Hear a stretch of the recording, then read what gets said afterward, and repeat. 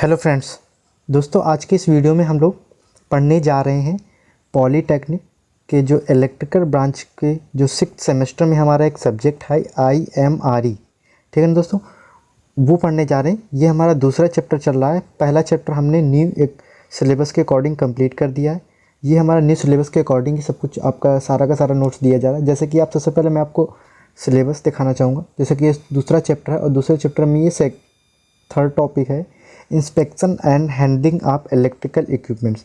ठीक है ना दोस्तों, तो सबसे पहले मैं सिलेबस की बात करता हूँ। तो इसमें सिलेबस आप देख रहे होंगे, elementary idea, inspection handling of transformer, pole mounted substation, plinth mounted substation, gate substation, isolator, voltage and current transformer, lightning arrester, control relay, circuit breaker, switch, ये सारे के सारे अर्थिंग सिस्टम, ये सारा का सारा है। ठीक है दोस्तों, तो यहाँ पर हम सारा का सारा इस जो वीडियो में है सारा का सारा इस चैनल पे आपको नोट्स फॉर्म में मिलेगा, ताकि आपको नोट्स बनाने में प्रॉब्लम ना रहे और हर एक टॉपिक को, हर एक बात को अच्छे से समझाया जा रहा है। सो दोस्तों वीडियो को प्लीज़ आप पूरा देखिए।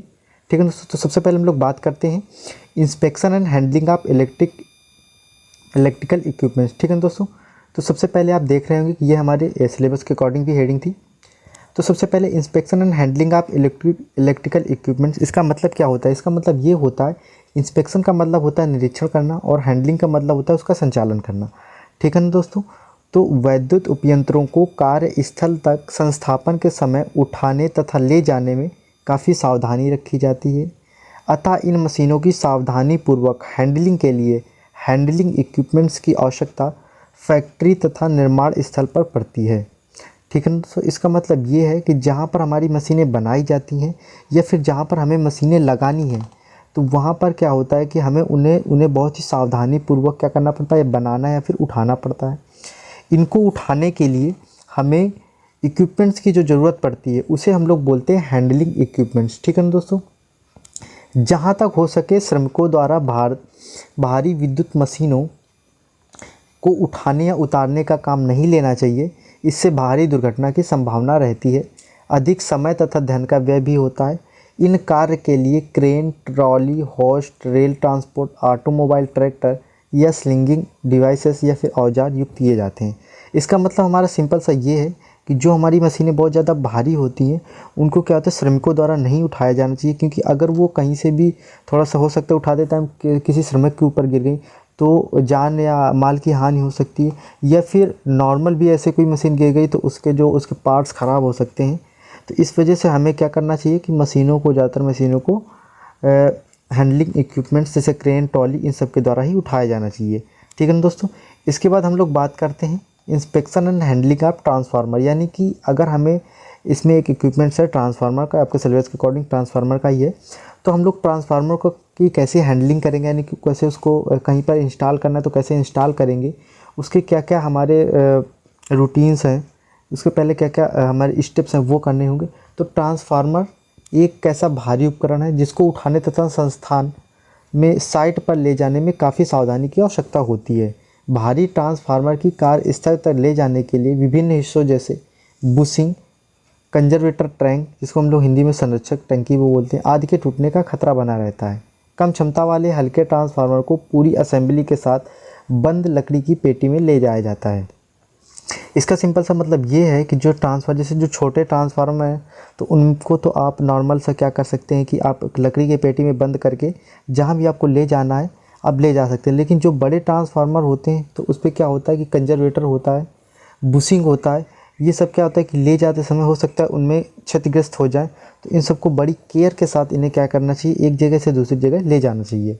इसके बाद उसका निरीक्षण कैसे करेंगे, यानी ठीक है ना, ये तो हैंडलिंग की बात हो गई। अब हम उसका निरीक्षण कैसे करते हैं, तो सबसे पहला यहाँ पर आप पॉइंट देख रहे हैं कि प्रायः ट्रांसफार्मर को फैक्ट्री से पूर्ण रूप से तेल से पूरा भरकर तथा सेवा के लिए तैयार भेजा जाता है। ठीक है ना, क्या किया जाता है कि जो हमारे ट्रांसफार्मर होते हैं उनको फैक्ट्री में ही तेल वेल भर के सब कुछ भेज दिया जाता है।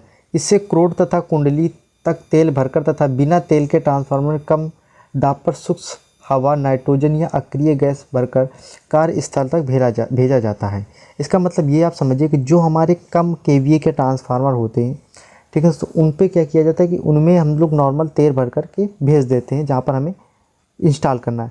लेकिन जो बहुत बड़े बड़े ट्रांसफार्मर होते हैं, ठीक है ना दोस्तों, तो उनको क्या किया जाता है कि उनमें पहले से ही तेल भर के नहीं भेजा जाता है, उनके अंदर कोई हम लोग अक्रिय गैस कम दाब पर सूक्ष्म गैस मतलब सूक्ष्म जैसे हवा हो गई, नाइट्रोजन हो गई, इन सबको भर करके भेज देते हैं कार्यस्थल पर।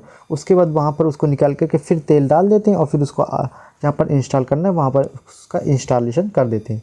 इसके बाद बड़े ट्रांसफार्मर में उनके सहायक उपकरण से अलग करके भेजा जाता है, जैसे रेडिएटर संरक्षक है, यानी कि जो बहुत बड़े बड़े ट्रांसफार्मर होते हैं उनके जो अलग कुछ पार्ट्स होते हैं जैसे कंजर्वेटर हो गया, ये सब का अलग रखा जाता है, मतलब पहले से ही फिट करके नहीं भेजा जाता है, क्योंकि उसको क्या रहता है कि हो सकता है वो क्षतिग्रस्त हो जाए।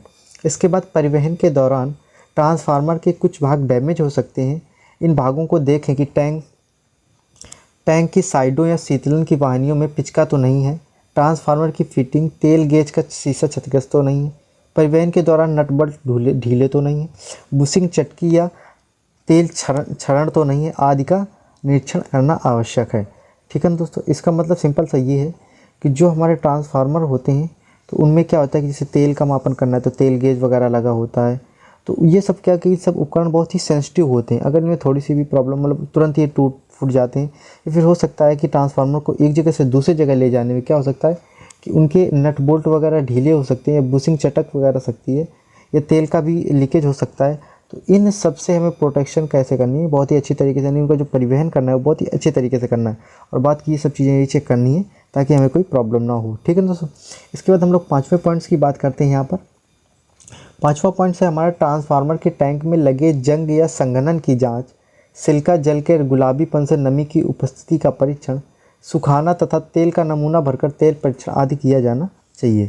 जैसे कि हमें पता है कि जैसे क्या होता है अगर हमारी तेल में नमी वगैरह हो गई तो उसको हम लोग सिल्का जल वगैरह से चेक करते हैं, यानी कि पहले से ही लगा होता है।